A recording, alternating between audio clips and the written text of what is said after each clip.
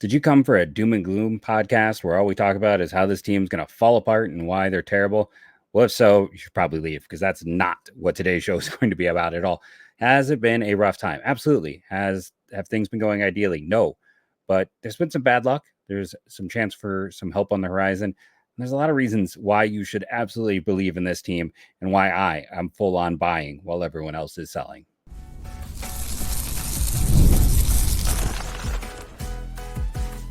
You are Locked On Guardians, your daily podcast on the Cleveland Guardians. Part of the Locked On Podcast Network, your team every day. Let's switch, right? Rally cap, backwards cap. I'm not doing the straight up one. Hey, everyone. Welcome to today's show. Today's episode is brought to you by Game Time. Download the Game Time app, create an account, and use the code LOCKEDONMLB for $20 off your purchase. Terms apply. Want to thank you all for coming on today's show. We are going to talk a little bit about the games. We're not going to go into depth. We're not going to go super in depth on them, but we will discuss them. And then I'm going to kind of talk about, offensively, what's going on, how we can make this team better, what ways there are and what help is on the way. And we're just going to get into all of that stuff. Like, I think that there's no reason to fixate on the losses. Yes, I'm going to keep messing with my hat. I apologize to everyone. I can't, I'm turning around. I can't get a good look with it. But for those who do not know me, I'm just not some random dude rambling at the start. I am. But in addition, I am Jeff Ellis. I've been the host of Locked On Guardian since the network began. I'm the de facto prospect and draft person at the network. Before that, I was actually a prospect and draft writer at Scouting 24/7 nationally. And before that, I wrote, I was your fifth favorite blogger at every sports blog that has or will exist. Unfortunately, I forgot yesterday's number already. First, because they were still in first place. 5, if you follow me on Twitter, is something you can figure out as well. So make sure to take your guesses on why I chose the number 5 today. So bottom line, right now, for a team that multiple people online want to tell me is broken, that is just, it has no chance, that it is showing their true colors, has the 4th best record in baseball, 3rd best record in the American League, and a 3.5 game lead in the Central. They're going to go up against the Twins, who they've owned this year. Like, I understand that this is a rough stretch. Arizona is really, really good. And Cleveland was in each and every one of these games. The first game of the doubleheader, it doesn't look as close on paper, but that's because Anthony Ghost was terrible. Let's be honest. He was awful. They had opportunities, bases loaded in the 9th. And the 9th inning, it's like some guys did a really great job, but even before then, it's like Bo Naylor and Josh Naylor just swinging at like giving, the advantage away. It didn't go great. And they had those opportunities. Like, these were not games they were blown out of. Carrasco battled. It was not a bad start by him. The 2 home runs certainly killed him. It wasn't a good start, but he battled. He got through. He gave them some depth. Cade Smith got hit, but didn't give up a run thanks to that amazing play by Lane Thomas. I know people will fixate about Lane Thomas striking out in the 9th, but he saved a run earlier in the game, and he had a hit. Excuse me. Losing my voice. I should have brought some water. He had a hit and a walk in this one. I've seen a lot of people already calling this a trade loss, and it's too early for that. Like, if you're already out there and want to gripe about the Lane Thomas deal being terrible after a week of games, I don't know what to tell you. You're looking for negativity. He was, like I said, game 2, he was one of the best players for them in that game. Between that, and I got to eat crow because I said he couldn't play center field. That was a great play in center field by him. It was just a lot of other things. Schneemann was, did he end up working the walk? I'm trying to remember. It's one of those things, you watch all these innings and it starts to bleed together. Schneemann had an okay day, but they just had those opportunities. They had players on base. You go through the heart of the order there, and with Jose, and then they bring out Kwan and they bring in Fry, or not Fry. They take out Fry for Kwan, and then Josh Naylor in the previous inning, and it just, what are you going to do? It's opportunities arose. They did not take advantage of the opportunities. It's frustrating, right? That is the one thing. More than anything else, it is frustrating. But at the same time, they were in every game. These were close affairs. They could have won any of them. And sometimes luck doesn't go in your way. And by the way, luck hasn't been their favor. Luck has not been their friend. Luck has been an issue over the last month. And I'm going to explain this one to you. So if you go and you look since July, the using weighted runs created plus, for those who don't know, it's a statistic. It takes all of your offensive numbers, boils it down into a number that's nice because the league average is 100. So anything that's 10 or higher is 10% better than that. Anything that's 10 or lower is 10% worse. Since July, Cleveland's weighted runs created plus is a 90. That's tied for third worst in baseball, behind the Angels and the White Sox. They're very close to being, I mean, they're at a 90 with Colorado. You know who's in a 92? Texas, Atlanta, Houston. So they're in company of a lot of playoff teams there. But why does this stand out that they are that low? Because they also have the worst BABIP in baseball. Now, if you listen to this show, we talk about BABIP a lot because it's an indicator stat. It tells us things, right? Like a year ago at this time, the big negativity was, oh, Will Benson and Nolan Jones, they messed up so bad that no one's talking about those two guys right now because last year their BABIPs are sky high. Why did I not want to trade at the exorbitant cost for Brent Rooker? People, yes, when you make quality contact and you hit the ball hard, you can rock a high BABIP, but no one is really rocking more than a 340 most years consistently. And that's typically only like Luis Ariz pronunciation. We all know, struggle for me. So when you see someone close to 400 who had a 400 BABIP in June, Stephen Kwan, right? He's come back to earth to a degree. Now he's been unlucky. And that's the thing with Cleveland. They have the lowest BABIP in baseball since July. They have been unlucky. They have a 262. That's nearly 32 points below. Like 295 is what I always think of as league average. I think it might have gone up to closer to 300. I'd have to look, but they're well below league average. And to give you an idea, just 290, like 17 teams in baseball are above 290. So this team, they're rocking a 90 BABIP, and because their batting average of balls in play, their average in general is eighth worst in baseball at 232. But let's say you take those 32 points, you take them up to 267, where they should be. That would give them the fifth best batting average in baseball as a team. So yeah, the offense hasn't been there. They have had some bad luck. They had a lot of hard hit balls today, and those got caught. And then two of the hits were Noel's, like barely tapping the ball and them falling in. Like that's just baseball sometimes. It is a game of skill, but it's also a game where luck has a large part of it as well. Sometimes they drop, sometimes they don't. Right now, Cleveland's been really unlucky. So before we just talk about why this team is like dead in the water, you have to look at the whole picture and be like, oh, this is a team that has had its struggles, but they've also been incredibly unlucky for about a month and a half when they've been up and down during this time. And that's part of the reason why it's been batted ball luck. And if you're like, I don't like numbers or this or that, it's like, we have talked about BABIP so much for a reason. And it tells you, it straight tells you if a team is bad or unlucky. And yeah, their offense isn't great right now, but again, you go and you look at that data, that's going to shift them so much. And the other side of it is their slugging has been terrible, third worst slug in baseball. So it's not like this would make them an elite team by any means, but we're talking about the difference between bottom three and middle of the pack. Once you're getting middle of the pack, that's where they were most of the year, and that's what they can get back to. So before you bury this team, understand that this frustrating month or so has been a unlucky month. We can sit there and say they have not been lucky. It is unlucky in terms of their performance and their production. That's that can't be debated. That's just there. So there's reasons to think there's a lot of room for rebounding. I'm not saying again that they're going to turn into the top of the line guys. I think we've seen like Stephen Kwan. He's going to have those BABIPs that go up or down. Like for instance, what's his BABIP since July? 272. Like that's low for him. He should be about 30 points higher because his average since July is 269. He should be closer to 300. He's still rocking a 107 runs created plus, even with that lower data. But again, he's been unlucky. Who else has been unlucky in this period? Jose at a 281. That's below.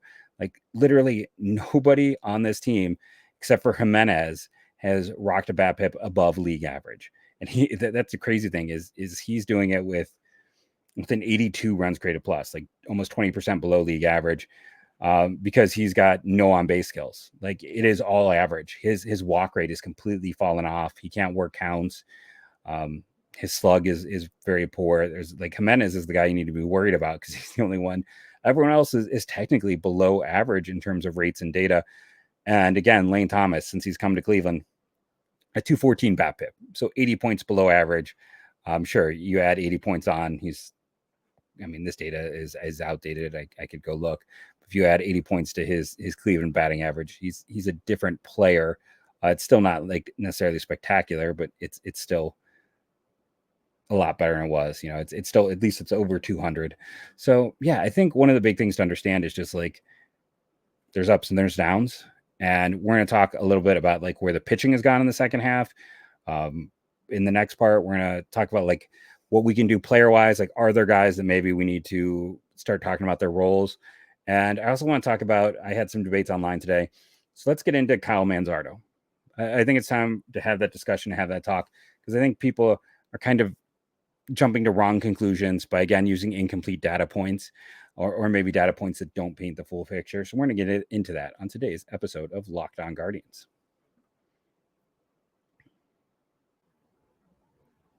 Get supplies from the site that's made for skilled trades, SupplyHouse.com. SupplyHouse.com is a reliable way to order plumbing, HVAC, and electrical products online. Their easy-to-use website is packed with helpful resources and the latest products to help you get the job done right. Shop a complete inventory of over 200,000 parts for over 400 brands and get your order delivered right to your door with fast shipping from coast to coast. Need help with an order? Get expert support and industry-leading service from the friendliest folks in the business, and talk to a real person every time. Pros in the skilled trades can get a competitive edge by joining SupplyHouse.com's free Trade Master program. Every Trade Master gets access to a dedicated phone line, free shipping, and discounts on every order. Join the thousands of pros already benefiting from their free membership at SupplyHouse.com/TM and order plumbing, HVAC, and electrical supplies from anywhere with just a few clicks at SupplyHouse.com. And go check out our friend Sully. Great dude. One of my favorite people on the network. Definitely top 5 for me. I'm not going to reveal my top 5. It's like talking about your favorite children. But you want to check out a second listen of Sully on the Locked On MLB podcast.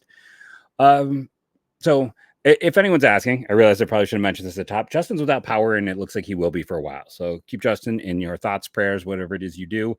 I'll be solo showing it for a bit until he gets power. And I've been in that situation. If you were a longtime listener, you probably remember when I lost power for a week. Storms are a real pain. I'm sure many people are dealing with it. And I'm going to blame the storms for the drop in numbers, not the bad performance by the team. So yeah, the darn weather hurting our numbers over here at Locked On Guardians. So going back to the team itself, I want to talk about some of the pitching stats and a few other things.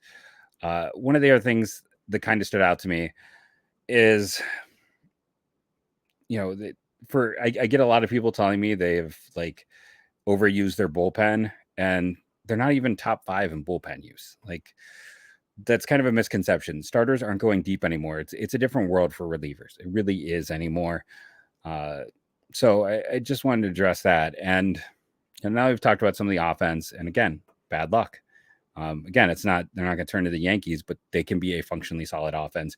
And if you had good luck instead of bad luck, you win today. One of those bloops gets you those runs, something, or you hit the ball hard and the guy isn't there to catch. I mean, Corbin Carroll made some fantastic saves. So I think, yeah, maybe you'll call me a apologist, but I think they get another win or two if luck was in their favor. It was not. So that's where it is. Let's talk about the pitching since July. Best pitcher, Cade Smith. Lowest FIP and highest WAR, which is kind of amazing. Kevin Williams has the second highest WAR and also a fantastic FIP. Class A fantastic FIP. Pedro Avila has a really good FIP. Tanner Bybee has a good FIP. And they're saying, probably going to start Sunday. I have that. We'll talk about that in segment 3. I have the probables for the rest of that and how the series is going to play out. Gaddis is rocking a good FIP as well. And, then you get to the next group. It's like Heron, command has gotten to be an issue with him. Carrasco is actually next in terms of FIP. Then Sandlin. We'll talk Sandlin. Barlow, lively, but FIP is not like lively all year. Oh, and no ad blocker. Please don't pop up in the middle of the show when I'm trying to talk about numbers. And then that's kind of the end of who they've had significantly. So yeah, Heron, it's just the command starting to be not as sharp. And we saw, him, he was fine today. It wasn't anything big. Like I said, Cade Smith probably would have given up a run if not for Lane Thomas. So that's a pretty big defensive save. And, I think pitching hasn't necessarily been unlucky. It's been what it is, which is, they have a bad rotation. And the one thing I'll say is, for as much as people want to be like, it's the worst rotation ever, is it? Is it really? Because if you line this up against the playoff team, and I think Justin talked about this on air, but if not, maybe it's off air. But if you line up the team that made to the World Series, you had Kluber and Tomlin and Bauer. And by the way, that was Bauer when Bauer was more of a 4-5. People forget that Trevor Bauer was not good for most of his time here. He was okay. He was not a sterling pitcher until he started to get in. He was pretty much on record as saying he was using foreign substances on baseballs. Like, he is someone who was known to do that. He didn't start doing that till and that's when he elevated to a Cy Young level guy. But he was not great that year, and he was not great in that postseason. And Josh Tomlin was not great either. And that's my whole way of saying, like, I'd rather have Gavin Williams and Ben Lively than those two. Honestly, I would.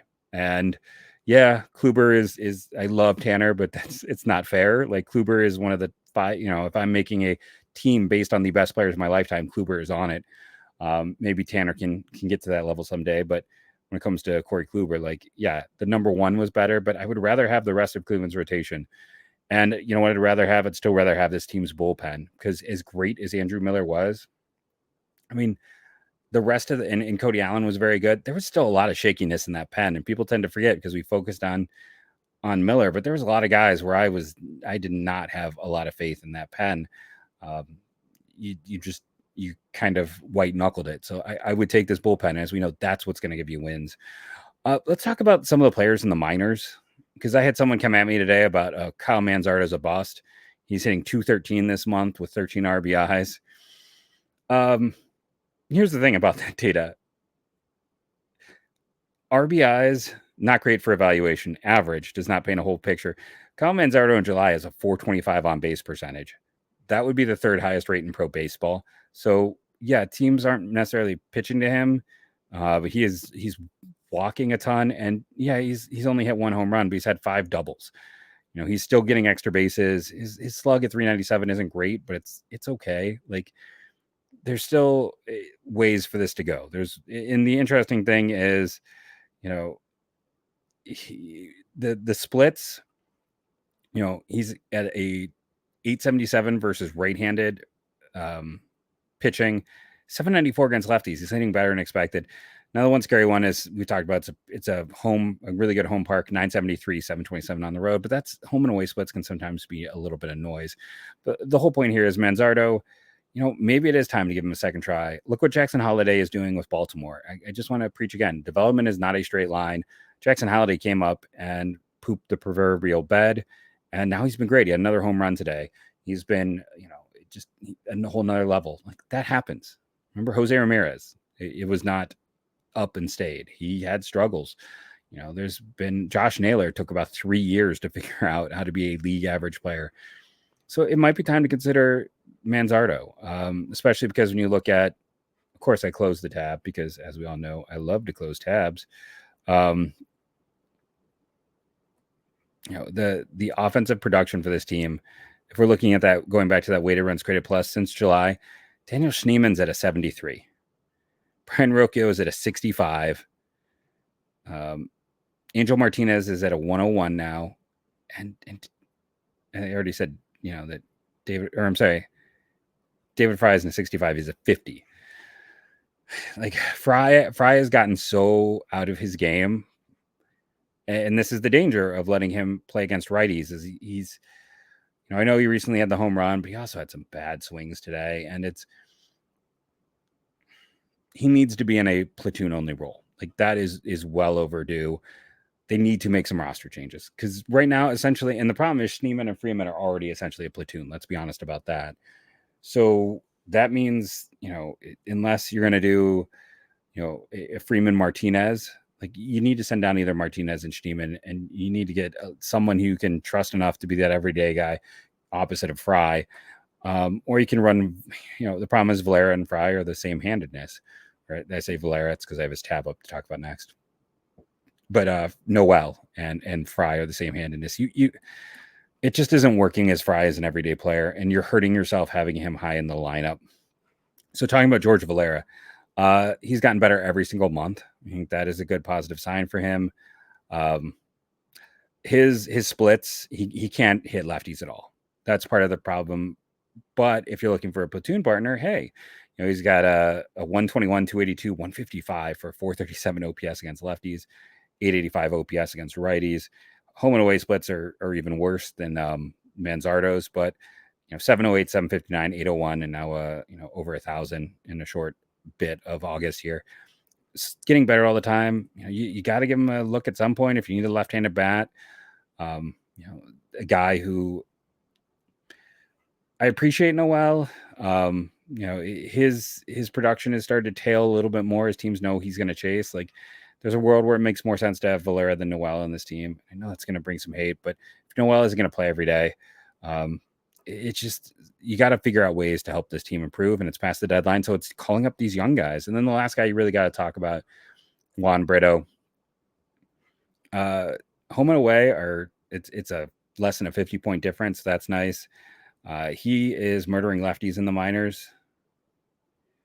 I believe he's a switch hitter, so he's got a little bit extra data in here. Against righties, he's at 746 and a 973. He's been very consistent after a bad start in April. He just keeps playing well and hitting the ball, and he's since May, June, and July, and even into August, he's had equal numbers of walks and strikeouts. It's probably time to give Brito an opportunity. Where would he play? He's played some outfield this year. He's played some second base. They played some third base. He can played some first. He can play a few positions. Again, it's more about maybe even trying to find someone who can DH with with Fry. Now, again, that may not be his best component since we just talked about the data, but it's the one thing they did really well this year is they called up Manzardo, gave him some opportunities. It didn't work. Called up Schneemann. It was working. Now it's not. Riding that hot hand, I think, is a way you can kind of help your lineup, and having the shifting of the BABIP in your favor sometimes is having that young player. So I think those three guys are really the three players that make the most sense. We can debate who and the what of it, but I think the most important takeaway at this point is Schneemann and Martinez to me are kind of identical guys. Replacing one of them, I think, is something we need to consider and discuss. I mean, Martinez hit a great at bat. I was so excited where he went up 3-0. Went to 3-1, and then he popped up and lost his helmet. He swung so hard, and it's like so many pop-ups today. It was the game of the pop-up, but just getting under it. I'm hoping the coaching will address some of that. I don't know what was going on between that and Jose deciding to go golfing late in the game. They did seem as a team to be a little bit out of sorts, and that could be, something that pushes those numbers into that bad luck territory. But there is the ability to reinforce. And that is something that I think they need to consider because, again, it's been a bottom three offense for a month and a half. Yeah, they added Lane Thomas.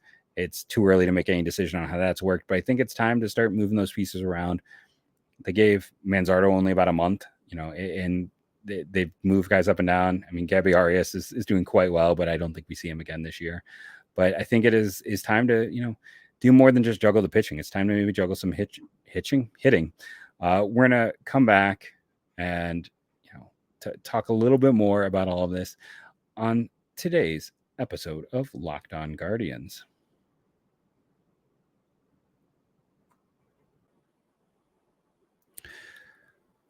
So our sponsor today, I apologize. Something has gone weird with the camera here.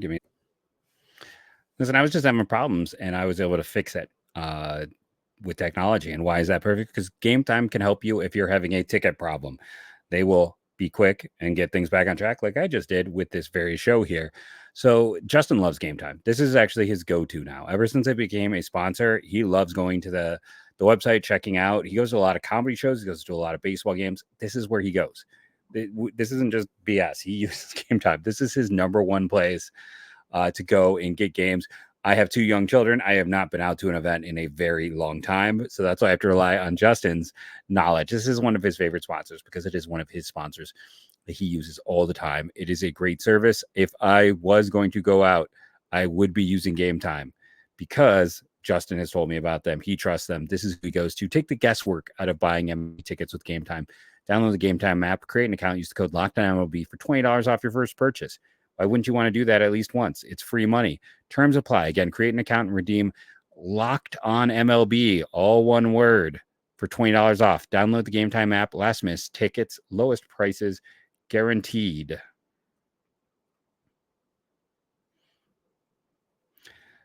Want to again remind everyone to go do a second listen with our buddies Have or Bryce over at Locked On Padres or Locked On Rangers. So let's talk about this Twin series. I think we've talked enough about, bad luck, why this team is better than a lot of people are giving credit for, and also at the same time why, where they can find ways to help this roster and why they need to be aggressive in some of the, the players that are sitting there that could potentially help them. But let's talk about the pitching rotation. This is the big discussion. And I think we more or less know how things are going to play out with this rotation this weekend. There is a little bit of unknown. We know Cobb is going to start game 2. He'll be activated from the 60-day. Is it going to be Ghost? Is it going to be Gillespie? Who's the player there? I think it's going to be Ghost. I think he was here to eat some innings. He was here. It was a great story, him being back on the roster. But I think anyone who watched that saw that he's not really a major league option. And remember, they chose to cut Curry over Gillespie. There's something they must like there. Watch me say all this and be wrong, but I think it's probably Anthony Ghost that goes when Cobb gets activated. Game 1 starter is likely going to be a call-up. The speculation on who that could be. I know Roster Resource has Tristan McKenzie is the starter in that one. It could line up for him to be there. And then you have Williams Saturday, Bybee Sunday. Again, I feel, pretty good about most of it. Like David Festa has really struggled, and against Bybee, that should be advantage Cleveland. Simeon Woods Richardson versus Gavin Williams. Wood Richardson's been okay. I still kind of like Williams better. And then it's Bailey Ober, who's been solid. Like I'll give Ober the advantage, and Louis Varland, who has struggled. Like this Twins team has as many rotation issues as Cleveland. Yes, Cleveland is missing, some of the big guns for the Twins with the way things line up. That there's the double header in there, but at the same time, right now, it's Pablo Lopez has been solid. Joe Ryan's been great. Bailey Ober has been a good 3 for them, and Simeon Richardson's going to work, but having to throw Louis Varland, not ideal for them. David Festa, he's had some struggles. I know his last start was really strong, but the pitching is still an issue, and their bullpen is still. Griffin Jax is about the only player you can count on. Like Cole Sands has been way more important than he needs to be. This is a dumpster fire of a bullpen. This is one of the weaker bullpens in baseball, and I just don't think. One of the big things is don't do what you did today against Eduardo Rodriguez. Beat up the starting pitching. The sooner, especially with that doubleheader, the sooner you can get into that starting pitching, the better it's going to be for this team in general, because it's just a situation where, as a team, they're not, that bullpen is not very strong. I'm going to actually pause to pull up the exact data. We're exaggerating a bit. Just maybe. It's interesting because for as much as like the data on a lot of the guys individually isn't strong, they have the 7th highest WAR and the 4th highest FIP. So it's not a dumpster fire. It's an okay bullpen, but it's not a stellar one. And their closer has had his struggles. So it's kind of the opposite of Cleveland. And again, in this series, you're not facing the best of the best. You're not facing Ryan. You're not facing Pablo Lopez. You are missing their good starters. You've done a really good job against the Twins in general this year. So I think this is a series that sets you up. Now, the interesting thing is Bailey Ober does have a higher WAR and a better FIP than, not better FIP. Yeah, better FIP than Pablo Lopez. But, their top 4 guys are pretty solidly strong in there. Griffin Jax, as I said, has been a good reliever, and then Cole Sands. But after that, they don't have a lot of guys providing value. Like players worth more than 1 WAR in their pitching staff. It's Sands, Paddock, Griffin Jax, Simone Woods Richardson, Joe Ryan, Bailey Ober, and Pablo Lopez. That's the entire list. Now, if we did Cleveland's, so that was what I should probably have counted as I was doing it. 1, 2, 4, 6, 7 players. if I come and do this for Cleveland, just to give you a counterpoint of overall depth, because of Cleveland's lack of starters, they only have 4, and because of their issues. So, they have Tanner, and then the bullpen side of it gives them 3 with the sad thing is Bieber is sitting there at 0.8 after 2 starts, so close to that. And that is the killer. Like, they have 4 starters who are over 1 WAR. No, 5 with Paddock, right? 5 starters over 1 WAR and 2 relievers. Cleveland's got 1 starter and 3 relievers, and their relievers are 1.8, 1.6, 1.4. That's huge. I know there's going to be a Twins fan talking junk in here because I'm backtracking on it, but it's still a shaky pen. Like, maybe it's just my experience in the games where Cleveland faced them. Maybe they've managed to find some ways to make it work a little bit better, but I don't have a lot of faith in that bullpen. Now people are saying they don't have faith in Cleveland's pen. That's fine. One of the biggest problems for Cleveland, honestly, this year has been the AAA guys. Like, we talked about Nick Enright. He hasn't pitched since April. We talked about Franco Aleman. He hasn't pitched since the first week of May. Andrew Walters is getting closer and closer to that point where he might be someone they can call up, but they have just not had those players. You look at a lot of, Tanner Burns, it's been a bad year. Mason Hickman, it's been a bad year. Will Dion, it's been a bad year. The upper pitching prospects, it is a lot of players having very bad years. So hopefully, you got Walters. Hopefully some of these other pitchers can start getting healthy. Miklajak, since he's come back, has been really good. So keep your eye there. I'm curious to see what Mizyaza can do. His data has been pretty solid. So, we'll have to see. I still think that this weekend series favors Cleveland. I'm going to say it. I'm going to be the person. I'm going to get myself in trouble. I'm sure Twins fans have been a very well-measured and kind group this year, so I'm sure that they will take such proclamations well. But, I think a split is very possible. And I know people out there will say, a split, I want more in a split. Hey, maybe they will. But you're going into Minnesota. Minnesota isn't playing particularly grand baseball either. They lost today, so that's why it's a 3.5 game lead. The Minnesota Twins have not taken care of business on their end.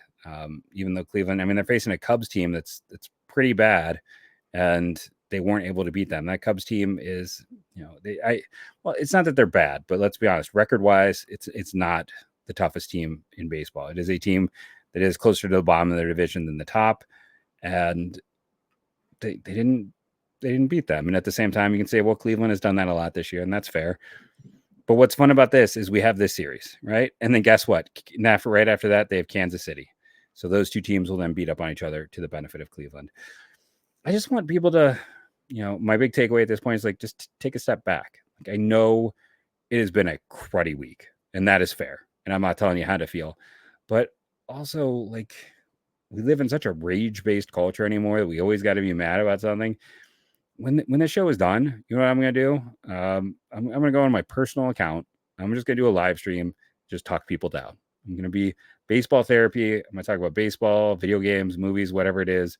I'm not hard to find if you want to go and look it up afterwards. And I'm going to start doing more of these because I just think we all need a way to sit back, calm down, take a breath, and have some fun. That is, even when there's the bad times, to just take that moment for yourself. It's not good to carry all that anger inside. So do something fun for yourself, because right now baseball is not as fun, and understand that there's a good opportunity for rebound. There's a great opportunity for success. And I'm still buying what Cleveland is selling. Thank you all for joining me, rating and reviewing, downloading. It helps.